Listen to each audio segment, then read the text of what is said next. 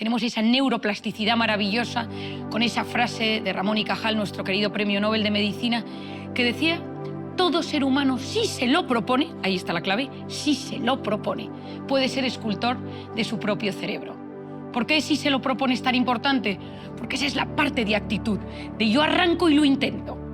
Si yo soy de los que piensa que el optimismo no sirve para nada, nunca me lo propondré. Y para eso lo primero es identificar cómo me trato, identificar cómo hablo, en general, cómo es mi discurso, cuál es el tipo de palabras que yo suelo emplear. Soy de los que siempre estoy hablando en negativo, criticándolo todo, juzgando, o intento que haya un discurso un poco más neutro o positivo. ¿Cómo hablo de los demás?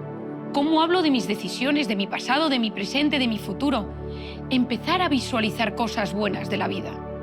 A veces tenemos a tener ese filtro, esas gafas que nos hacen verlo todo de forma grisácea, donde no vemos más que problemas y no vemos oportunidades.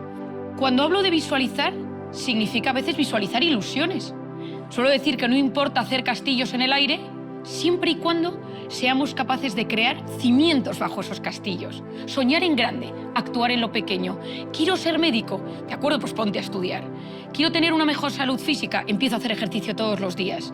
Quiero encontrar pareja, quiero conseguir un trabajo en Estados Unidos, quiero... Para querer, el querer es maravilloso. El tema es que yo sea poco a poco capaz de ir fraguando esas herramientas para conseguirlo. El optimismo es una forma de conectar con la realidad y de ver la realidad. Pero lo importante es que bajo ese optimismo yo vaya desarrollando herramientas para conseguir fomentar esa voz interior positiva. Pero hay momentos en la vida en la que somos incapaces de activar ese optimismo, porque hemos sufrido mucho, porque estamos atravesando una depresión, un problema de salud grave, tenemos circunstancias muy adversas. Y cuando no tenemos ni una herramienta para activar el optimismo, porque la vida ha sido muy dura, o está siendo muy dura con nosotros, que no tengamos miedo a pedir ayuda para que alguien nos reconduzca hacia una nueva manera de mirar la realidad. Volver a ver la realidad con nuevos ojos, que sabemos que eso a la larga mejorará nuestra salud física y psicológica. Hola Marian, soy David. Lo primero, gracias por toda la ilusión, la fuerza, la pasión que nos estás trasladando. Mira, soy padre de una hija de 20 años y de un hijo de 14 años. Entonces, más que preguntas, una pauta o pautas. ¿Qué podemos hacer para que sepan que estamos ahí, que estamos disponibles, pero al mismo tiempo no estar 24/7 en estado de alerta? Gracias.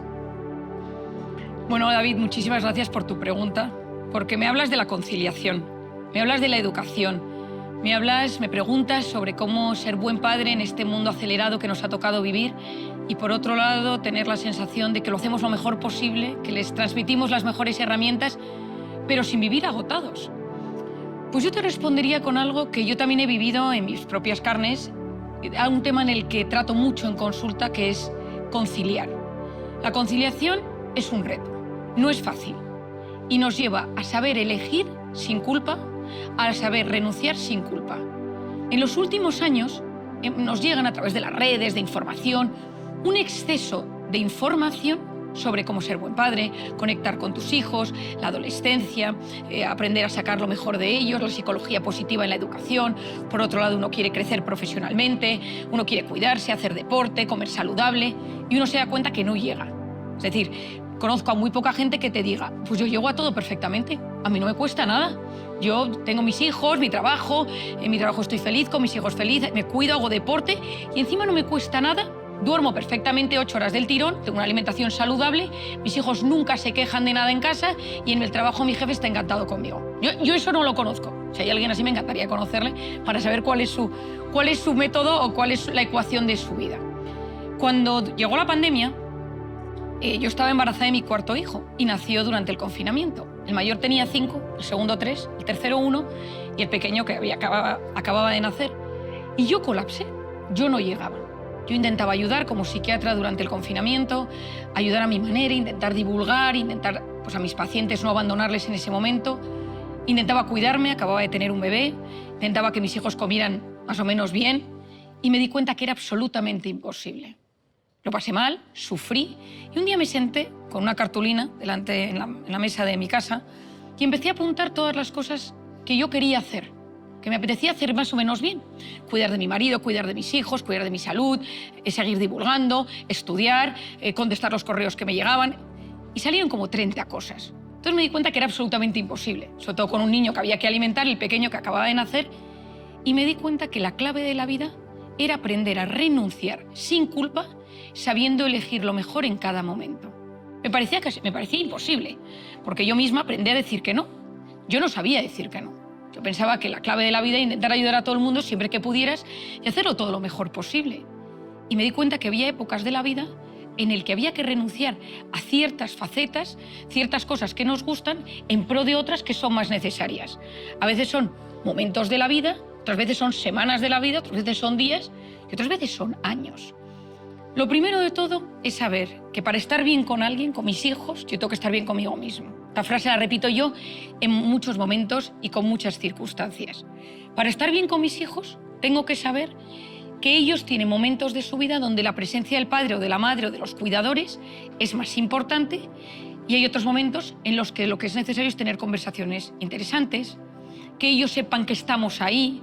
No es la misma presencia cuando es un bebé, cuando son niños de 2 años, que cuando empiezan con las extraescolares, que cuando es la adolescencia. Es decir, cambiamos, nuestra función de padres también se va moldando a cómo ellos se van haciendo mayores. Y aquí entraría con varias ideas importantes. La primera es un concepto que a mí me ha ayudado mucho en mi vida personal y que yo lo empleo en consulta. Y de hecho sale en mi último libro, en el Recupera tu mente, reconquista tu vida. Le dedico un capítulo a esto, lo que denomino la batería mental. Es un concepto. Nosotros tenemos la corteza prefrontal, que es la zona de nuestro cerebro que nos ayuda a conectar, a resolver, a prestar atención, a ser capaz de gestionar mis impulsos, mi impaciencia, mi irritabilidad. Una zona muy importante. Nosotros durante muchos años hemos pensado que la corteza prefrontal, la atención, es una pila eterna, que uno puede estar trabajando 24 horas delante del ordenador y que uno debería funcionar 24 horas delante del ordenador porque hace deporte y come bien. La realidad es que esa pila, yo la llamo la batería mental, a lo largo del día se va desgastando. Uno duerme 8 horas, se levanta fenomenal. Imaginemos que tiene la pila al 100%, al 95%, porque 100% pues pasa menos veces al año. Se levanta con el 90-95% de la pila, coge el coche, el autobús, el metro, va a trabajar, la pila empieza a bajar. El tráfico, los gritos, llegó tarde, se ha estropeado el metro, el autobús no llega. Es decir, las múltiples variables que van sucediendo. Llego al trabajo, tengo una discusión, viene mi jefe, un compañero, no me da tiempo de comer bien, como mal, no me sienta bien. Y de repente llego a casa a las 6, 7, 8, 9 de la tarde. La batería está en menos del 20%. Una de las cosas que yo digo, simplificando, es que cuando mi batería está en menos de un 20%, sale mi peor versión.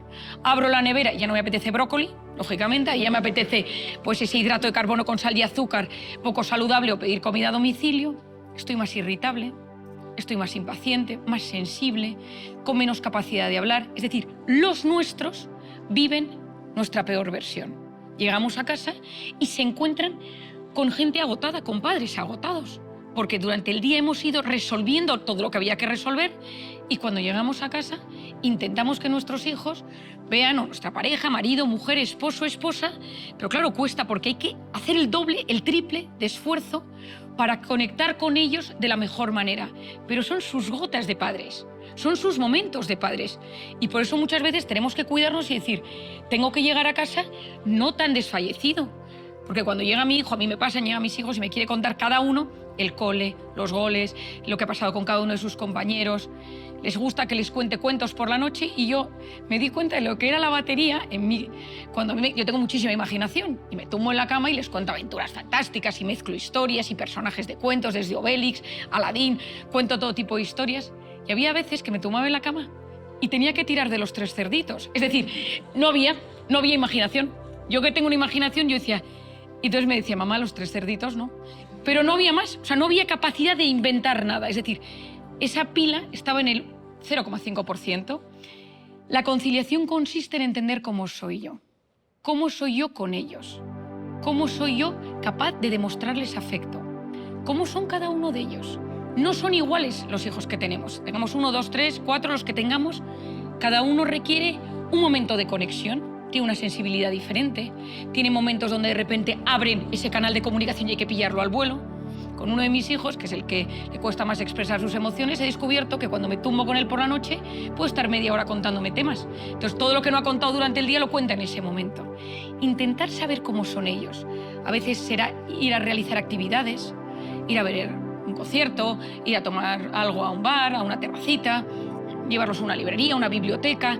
Es decir, vivir experiencias con ellos, en el caso de la adolescencia funciona muy bien porque te hablan si tú te sientas a su lado y les dices cuéntame cómo estás, probablemente les cueste mucho más expresar que si es realizando una actividad.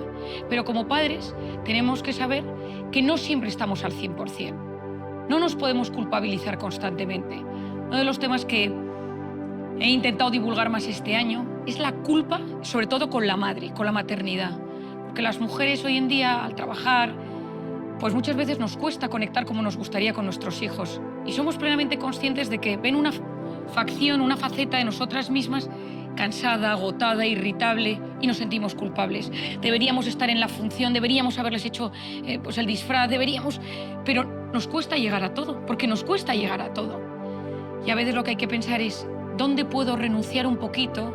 ¿Dónde puedo fortalecer? Hay épocas de la vida que estaremos más pendientes, menos, y saber que es un equilibrio, son unos malabares. Y que yo utilizo mucho la corteza prefrontal para decidir que hay épocas a las que esto no llego, y no se llega, porque no se puede llegar a todo. Pero que no suspendamos en nada, que no suspendamos en cómo nos cuidamos, en cómo cuidamos a nuestra pareja, en que no suspendamos en nuestro trabajo, en que no suspendamos cómo cuidamos de nuestros padres si es que viven. Es decir, no podemos estar en 10 en todo. En 10 como padres, en 10 como hijos, en 10 como trabajadores, en 10 como mi salud, mi sueño. No podemos. Pero que seamos conscientes de qué variables van teniendo nuestras vidas. Y para ello tenemos que parar, tenemos que reflexionar, de vez en cuando decir, uy, la vida me está comiendo. La vida me está comiendo y de repente ha pasado este año y no me he dado cuenta que mis hijos se están haciendo mayores, los veo distantes, están enganchados a los móviles, estoy distanciado de mi pareja porque me he enfocado tanto en los niños o acaba de nacer un bebé y de repente no tengo comunicación con mi pareja. Es decir, de vez en cuando no tener miedo a frenar, a analizar en qué punto estoy de mi vida, a darme cuenta de que quizá en ese momento tengo que renunciar a una faceta. Hay gente que le encanta el deporte, gente que tiene demasiada vida social, gente que viaja mucho, gente que dedica mucho tiempo quizá a cosas que le impide pues, enfocarse en lo importante. Es un reto, no hay una respuesta perfecta, pero mi opinión es saber cuáles son las facetas más importantes de mi vida, saber elegir sin culpa, saber renunciar sin culpa y dedicarles todo lo que podamos de tiempo. Es una vacuna para su salud física y psicológica.